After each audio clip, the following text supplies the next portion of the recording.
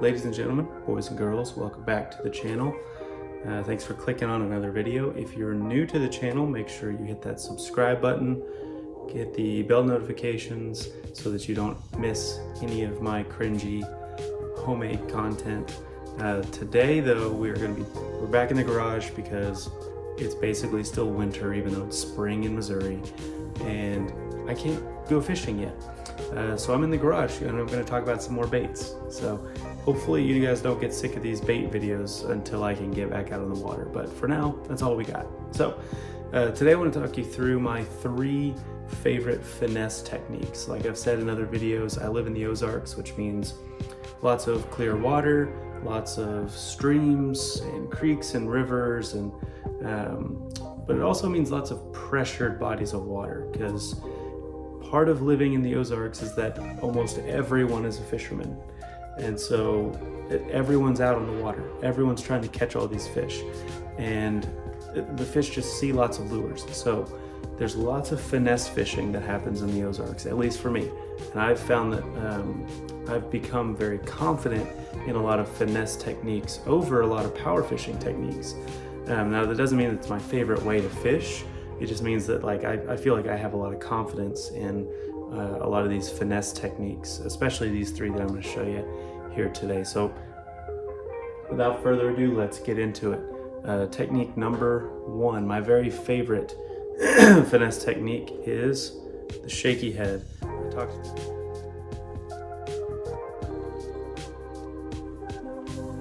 talked through this one on a couple of videos ago about my favorite, just my top 5 favorite lures. Shaky Head came in at number 2, I believe, or number 3. I can't remember exactly right now. But anyway, it was in my my top 5 favorite lures. It's my favorite finesse technique. So it's just, I don't know, it's really subtle. Not a lot of people throw a shaky head, I've found. Not a lot of people that I've talked to anyway. So it's just something that I've caught a lot of fish on and just gained a lot of confidence in. So when I'm throwing the shaky head, if you can see that right there, I'm throwing it on a spot remover, shaky head. It's a 1/8 ounce, which is my favorite size to throw. And on this one, I have a Rabbit Baits shaker worm, which is probably my favorite worm to throw on it. I also really like the Fish Taco Baits cyber stick, I believe is what it's called. I forgot the name of it in the last video too, but I believe it's called the the cyber stick from Fish Taco Baits. But this is the Rabbit Baits shaker worm. Got a little hair there on the top, which is really good. Real subtle action in the water, which is great. And then the worm is nice and soft and floppy. So the idea is, of course, you throw it out, you let it sink down, it drops down to the bottom, it stands up because of the flat head on the bottom, and then you get the worm coming up this way. And then because most soft plastics are buoyant in the water, or at least mostly buoyant, the worm will stand up nice and tall, really well like that, and then you can just shake it or drag it, pop it, and this worm will just kind of do a little dance like that for the fish in the water. So there's lots of ways you can throw a shaky head. My favorite is just to throw a finesse worm onto the actual shaky head rig or whatever onto the hook. So Rabbit Baits shaker worm, the Fish Taco cyber stick. I also really like just the Zoom trick worm. And then Z-Man has I think it's called an SMH worm or something. It's their finesse worm, really skinny but pretty long. So I like throwing that in the summertime because it's just a bigger presentation that's also really skinny and subtle kind of at the same time. So it's a technique that, like I said, I've caught a lot of fish on and I've gotten a lot more confident in the last few years. And I think it's something that, it's kind of sneaky because not a lot of people throw a shaky head on the reg. So it's still something that's a little bit different presentation at this point anyway, for a lot of those fish that are pretty finicky, really all year round, but especially as the weather starts to warm up, right?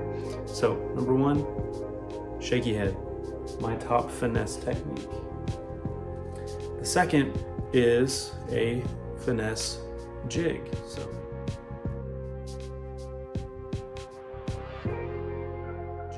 So if you can see that really well right there. This is a Guggen Squad, forget the name of it, the Lil Juicy Jig maybe, I think is maybe what it's called. But it's their finesse jig, so it's also got a flat head, so it will stand up pretty well. The difference in a finesse jig than any other regular jig is that the skirt on the top half has been cut. So you can see that there, it kind of flares out around the head. So where it's tied, normally on any other style of jig, the skirt will come back down and lay down, you know, kind of flat with the bottom half. So wherever it's tied, you know, the bottom half falls down and the top half is left long and it falls down as well. With the finesse jig, it's trimmed so that the top half of that skirt on top of where it's tied flares out. And then of course I've trimmed the bottom skirt down on this one as well. On all my jigs I like to trim the skirts to, you know, where the bottom bend of the hook is. So of course that's trimmed as well. And then I forgot there's one long one that I missed right there. But yeah, the idea is that with the shorter skirt, whether it's, you know, trimmed on the bottom or the trimmed part on the top that flares out, it's just a more subtle action in the water. Like I said, it's a little bit more finesse-y of a presentation because it's more subtle. Generally speaking, finesse jigs are more compact. They're smaller profile because most of them are made out of tungsten. So I don't know if you can see that very well because of the glare or whatever. That's a 3/8 ounce finesse jig, but it's much smaller than like the regular juicy jig from Guggen Squad that's the same weight. So any other jig that's like the same weight, but just a normal jig, football jig or arky or casting or flipping or whatever, is going to be a lot bigger and have a bigger hook. So if you can tell, that's got, you know, a smaller hook than a normal jig in it. And I haven't actually trimmed up that weed guard on it, but I'll have to do that before I take this out and throw it. But trailers I like to use on my finesse jig. This right here is an X Zone. Ned Zone, I think is what it's called. It's their Ned Rig worm. I'll throw that on the back of my finesse jigs a lot. It's a real subtle action. It stands up really well, and as you can see, it kind of wiggles really nicely. Others, I really like the Z-Man TRD Craws and TRD Hogs. So the Craws and Hogs. It's basically their Ned Rig version of a crawdad and Ned Rig version of like a creature bait, or like a bug kind of thing. So they're smaller profile, 2.75 inches, I think, for both of those. Just slap them on the back of this smaller jig, and you've got basically just a scaled down version of a normal jig, which is what I really like about the finesse jig, is because the jig in general is a confidence lure of mine. And so if I can present it in a smaller, finessier kind of way to those finicky fish that are more pressured, I can still have confidence fishing, even though I'm using, you know, a lure that's more familiar to me that I would throw more often. It's just slightly different presentation, especially with the trailers. You know, normally you just throw a regular craw trailer or a beaver bait or, you know, something like that on the back of a jig. Putting a different style trailer, like a, you know, like a Ned Rig worm or a Ned Rig craw or creature bait, creates really a completely different presentation that those fish maybe haven't seen before, and that might help with a few extra bites there. I didn't say this with the Shaky Head, I'll mention it with the jig, and just know that this is like my general color rules for all lures, so it applies to the Shaky Head as well as the jig, and then this other one I'm about to show you. Colors, clearer water, which is what I'm fishing a lot, I'm going natural, so this is just a green pumpkin, right? Just greens and browns, black flake in the worm there, just something natural, green, brown, like a dark orange, something like that. Stained water, so if it's like stained but not really muddy or dirty water, I'm going with something more like a black and blue or maybe like even a red or purples, peanut butter and jelly. A lot of times I'll throw a PB&J in any water conditions though, I think, because it's got brown and purple and it just works well with a lot of different things. But stained or slightly murky water, black and blues, reds, purples, you know, that kind of thing. And then really dirty water, so almost chocolate milk, think of that, but like low visibility, dirty water. I'll go on either straight black or black and blue in those situations. Same with the shaky head as with the jig here, and also this last technique. So number 2, finesse jig. And then number 3, I actually have 2 options for number 3 because it's just a weightless Senko.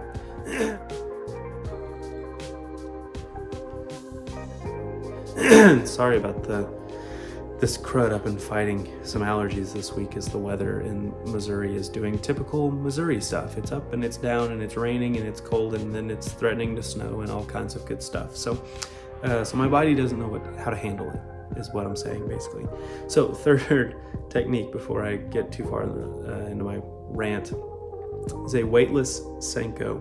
I've got 2 just green pumpkin Senkos right here, one wacky style, one weightless Texas rig on just a worm hook. I think it's a size 2 or size 3, can't remember. Just a worm hook. And then a wacky hook there from Vector Hooks. I can't remember exactly where I got this hook, but I think it's Vector Hooks. I'll make sure and link it in the description, and I'll link all of this stuff in the description below. But a weightless Senko, if fish, I'm gonna drop the Texas rig and just hold on to the wacky one. If the fish just aren't biting and I cannot get a bite on anything else, it seems like a cheat code, because sometimes it can be, but wacky rig or a weightless Texas rig, just a Senko, doesn't have to be green pumpkin, just follow the same color rules as the other 2 baits I just talked to you about. But a wacky rig, I don't know that there's something magical or special or like a cheat code about it. I just feel confident with it. There's something about throwing one of these little worms without a weight and just letting it slowly flutter to the bottom and popping it around that it breaks me out of slumps. So it's a confidence lure for me, but I also think that there's a reason that it's stuck around, even though it's such a basic and like easy way to fish. There's a reason that people still do it. That's because it is a great way to catch fish. If I'm in a creek or a river, which is where I am a lot of times really, I'll probably stick with the Texas rig style, just to keep it out of the rocks and timber and stuff that I'm throwing it around. So something more like this, but weightless is the key there, throwing it weightless. So that way the hook is really the only weight to it pulling it down. That's the reason I throw it weightless, right? It's because the plastic will somewhat float or be more buoyant, but with a hook in it, it will slowly pull it down so that it gives it some action. If I'm at the lake or in a pond or something where there's not a ton of rocks or timber or brush or anything like that, I'm going with the wacky rig. And I usually don't rig it weedless. I do have some weedless wacky hooks, but most of the time it's just a normal wacky hook like that with a whatever color Senko on the back of it. So there you have it, my top 3 finesse techniques in order: shaky head, finesse jig, weightless Senko. Either wacky or Texas rig is usually how I'm throwing it. Occasionally I'll mess around with like a Nico style with like a nail weight or something in the nose to kind of tip it up a little bit, but most of the time I'm just sticking with a wacky rig. To be fair, I fish the river a whole lot more than lakes and ponds, so I'm really just throwing a weightless Texas rig Senko more often than not when it comes to that, weightless Senko there. Let me know down in the comments what you guys' favorite finesse technique is in your area. I know it's going to look different for a lot of people. I know I probably will get hate or some comments for not putting the drop shot in this video. It's just not something that I've used a lot. It's not something I'm super confident with, so I didn't put it in this video. I know it's a fish killer. I know that it crushes fish up north. Those smallmouths, just, you can catch, 100 fish in a day on a drop shot. I just haven't ever had a bunch of success with it, so I haven't used it a whole lot. Now, I plan on doing it a lot more this year and experimenting with a lot of finesse techniques and trying to power fish less and finesse fish more. So again, we'll see. But let me know down in the comments what you guys think of these finesse techniques. If you've used them and had success, let me know that. Let me know your favorite finesse technique if I didn't mention it. And we will see you on the next video. Peace.